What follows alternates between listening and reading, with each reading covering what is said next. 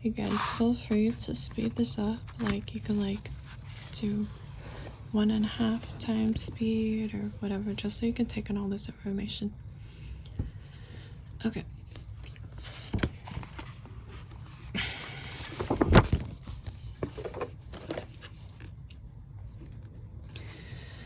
Apparently, one of the larger reasons why gang stalking program exists and what they are trying to do is to induce you to give up on everything, which is a byproduct of depression. It's worth repeating. Don't ever go there. Every day, do something to promote yourself. Always continue to strive for financial gain in any way that you can. Even if you're selling pencils you've got from the dollar store. Promote yourself or your product on blogs and social media, etc. Don't give up looking for love and stay in the game.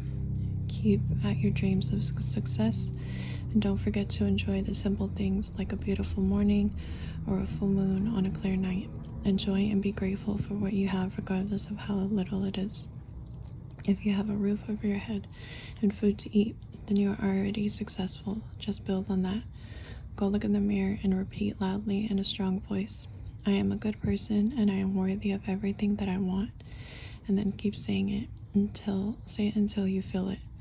Say daily until you're sick of saying it, then do it again the next day. This can work miracles. Also, let's not forget that there is a karmic spiritual component to all of this. I've never seen a case of gang stalking where the sins of the target exceeded the sins of the stalker, regardless of what the so-called reason for the terrorist activity against the victim is. It never quite measures up to the wrongdoing that the terrorists are doing. Sorry, my grandpa is coughing in the background. Targeting women. Women talk and everyone knows it. It's genetic. Girls learn to talk earlier than the boys do on average. I'm sure the reasons for this attribute figure into child rearing and maybe even into leadership abilities, and we have to accept it as a fact of nature. We also have to accept that women have an ingrained component to nurture others. They make chicken soup, give you vitamins, see if you have a fever, tell you that everything's going to be okay, etc. It's what they do. These two seemingly benevolent attributes, when combined, can be thought of as dangerous and are often the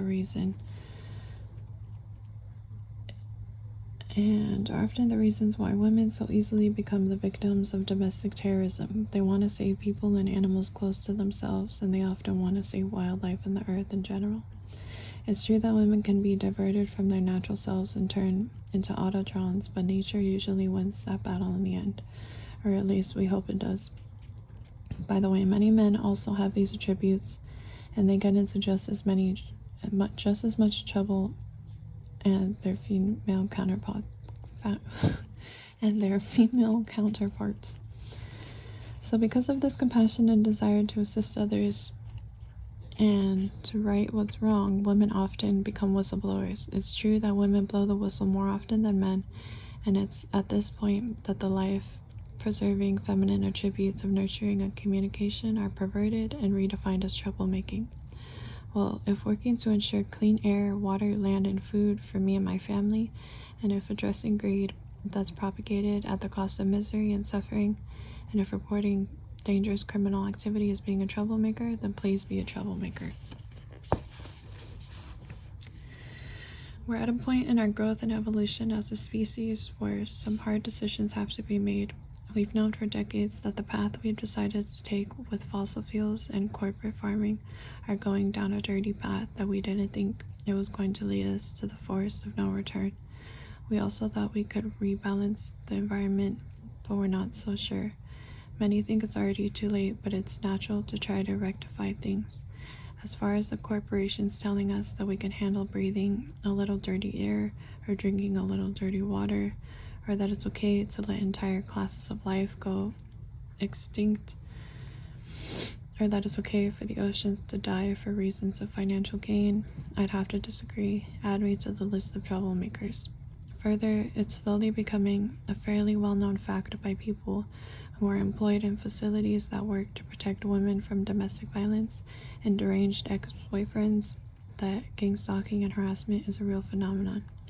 The covert criminal stalking and criminal harassment and abuse of women with biological, chemical compounds, and remote weapons is a great way for psychologically twisted men to continue to commit violence against the object of their fantasies and obsessions, and to continue to maim, torture, and destroy them and not get apprehended and punished for doing so. The fact of the matter is that if a man is capable of brutalizing an ex-wife or girlfriend like this, then that explains the reason why she left him to begin with. A man doesn't change from a compassionate and loving man into a heinous gang stalking monster overnight. The question is, what is the fear that lies behind the stalking? Back in the 1960s and 70s, during the days of COINTELPRO, the women's political movement was under heavy attack by the government, who felt that to give women equal rights and equal pay would somehow mess up the economy and society in general. It makes me now wonder if there's some version of COINTELPRO going on wherein government factions want to force women to stay in violent and abusive men for some nebulous and obscure reason that we don't know about. Is it just that bad guys find and work with other bad guys? Is it something more? And when do we start protecting women from men who appear to be going on destructive and often murderous wildings against them? Overall, women are the victims of covert harassment and surveillance about twice as much as men are. We know by the stats that it's not because they are considered terrorists in the traditional sense of the word. They aren't out there toting machine guns or ramming vans and do explosives into government buildings. That's strictly a guy thing. Sometimes terrorists can't force a female at gunpoint to strap herself with explosives and wander out into a crowd, but as evidenced by reports and video, it appears that women are forced to do this. As for American-born women doing such nonsense, no, it's not going to happen. Rather, women can be considered terrorists because they might expose child abuse in the church or within some other power structure, elder abuse, client abuse, poison water and air, etc. This is how American women and women in general worldwide get on someone's third list. While whistleblowing by women seems to be proliferating, and it's becoming apparent that intimidation isn't working overall. I'm not sure why, but I think that outrage and action against the abuse of others or against the destruction of the environment is ingrained or genetic. As the environment continues to disintegrate, more and more people are going to stand up against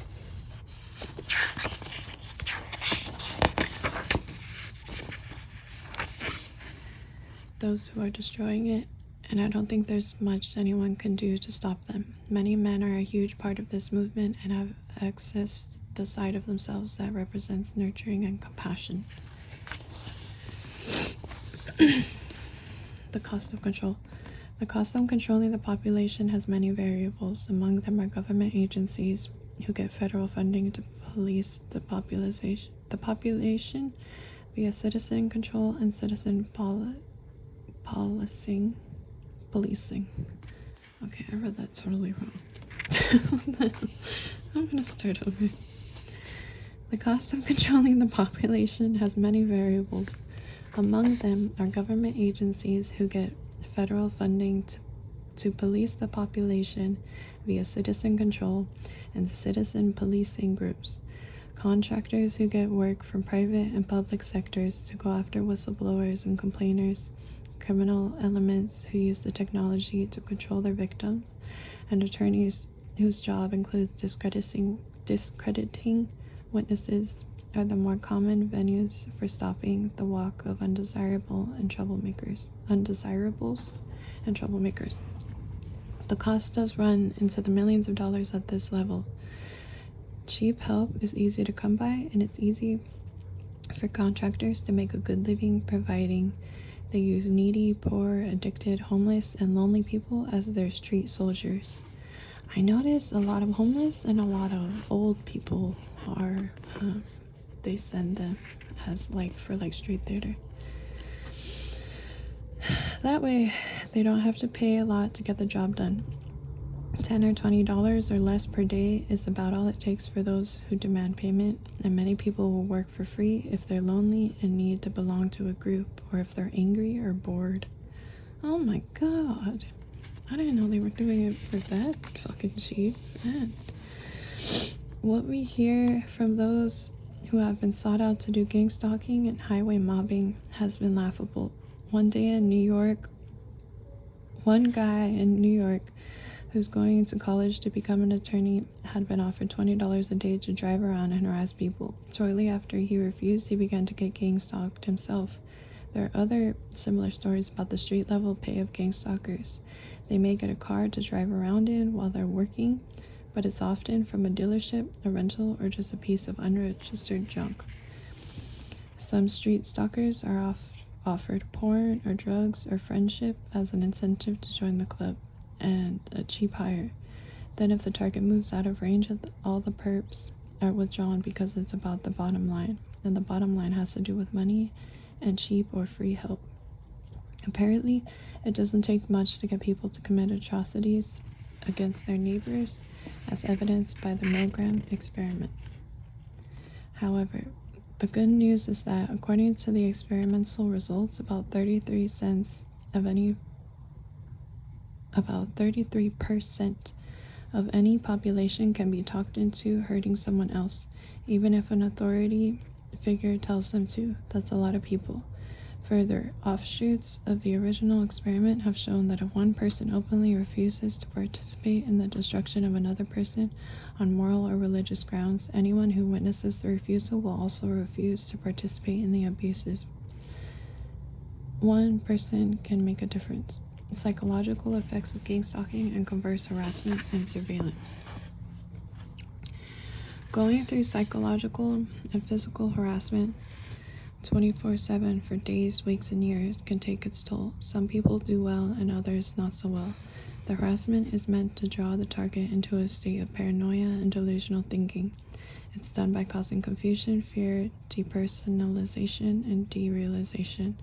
If targets get too caught up in the harassment, and if they perceive their lives to balance on the opinions of others, they can get into a loop of wondering how, why, what, who, when, and where. That is never ending and extremely damaging. And in order to avoid this trap, it's important to seek out people who are experts or are well known in the field so that victims can go on with their lives as best as they can. Don't stop your life. It's good to get some info on the subject and to keep in touch with experts who can help you to understand what's happening to you. But don't trade in your dreams for the twisted nightmares of the bad guys. People can invite paranoia into their lives by simply thinking too much about anything they consider strange. For example, if you come home one day and find that your bathtub is scratched and busted in places it wasn't when you left that morning, your reaction should be, weird, and that's all. Hell no, mine would be, oh great, they just put more fucking webcams to watch me in the shower. I would be hella mad. Calking is my best friend. Okay, anyways. Unless you have it on video, or unless a neighbor tells you that someone was in your home, all the paranoid thoughts you might have are a waste of time. Calling the cops may be a waste of time because you don't have the evidence. If you're concerned, talk to a security specialist or buy some locks. This usually doesn't help. Do what you have to do and then move on. Your stalkers want you to spend all of your precious time, to the point of obsession, just thinking about them and their strange antics. Don't do it. Their punishment is that they're throwing their lives away, obsessing about you. Official recognition of the crime of the criminals is what we all seek, but in the meantime, keep walking. Also, many targets are prone to attacks. These are commonly mistaken for heart attacks, and targets will often seek out medical help for an ailing heart after experiencing a panic attack, only to be told by the attending physicians that there's nothing wrong with their heart. At this time, it would be wise to go to a general practitioner of medicine and tell them or her about the symptoms. But refrain from giving your input about what you think the problem is. Also, it's not a good idea to talk about the gang stalking, or if you prefer, you can get something over the counter like valerian root, and see what happens. If the feeling of cardiac distress diminishes after taking anti-anxiety herbs or drugs, then celebrate. You've ruled out a major concern. Believe me when I say that 24/7 surveillance, harassment, vandalism, hacking, slander, and sleep deprivation can take its toll, and anyone can easily devote to an anxious state. Just know that it's temporary and that it's something that can be overcome through diet, exercise, consultations, and a mild sedative. You guys, I'm kind of struggling with this hard thing. I'm gonna go to my primary and ask for a cortisol test. Cortisol is basically like your fight or flight. So these people can mess that up, and it can like affect your heart, because my blood pressure has been a little bit high. So I'm not gonna mention my targeting. I'm just gonna say like, oh, I was googling my symptoms and high cortisol came up, so if I could get that test. And also I want a hormone panel because they target my libido, so I'm gonna do that and make sure that's not jacked up either. Okay, being gang stalked is like being in a war, because just like soldiers, targets never know when or where the next attack will happen, and so they are always on guard, especially in the beginning of the targeting. This kind of vigilance can lead to exhaustion and sometimes to post-traumatic stress disorder. Targets can eventually resume normalcy if they refuse to waste time thinking about the behaviors of others, especially if those behaviors are merely attitudes and opinions. Any type of invasion of the body or mind without consent, including biological, chemical attacks, and remote weapons attacks, should be checked out and efforts made to put an end to it. However, don't let the war take you down with your enemies. It sometimes seems that all they do is think about you. However, you should be thinking about improving your life in any way possible. The last word. In the end, the thing that's going to save you is love.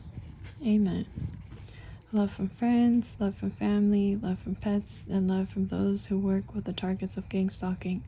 Sometimes I think, however, that it's more about the love that we give to others that saves us. When we love on others, whether it's on people, pets, or the earth in general, we are nourished in ways that affect us positively, physically, and psychologically. Stay on good terms with others as much as possible. Smile as much as you can muster, and go forward with your life. Let no one stop you or turn you aside. You will walk slower, maybe this ordeal will lead you into new directions where you may prosper in several ways. Whatever you do, don't lay down and roll over. We'll all be gone soon enough, and there's no sense in practicing for it now. If they're watching, let them. If you can't do otherwise, but never stop, never say die, fight to the end. I'm with you in spirit.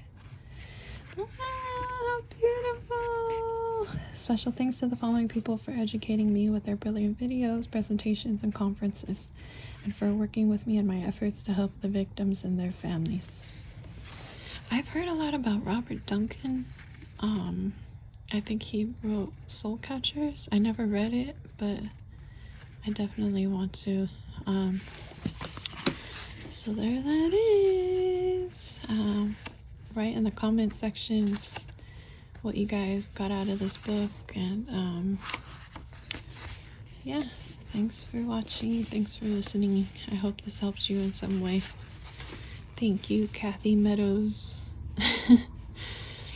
I'm still a little skeptical, but I mean, she did give some good advice, so yeah.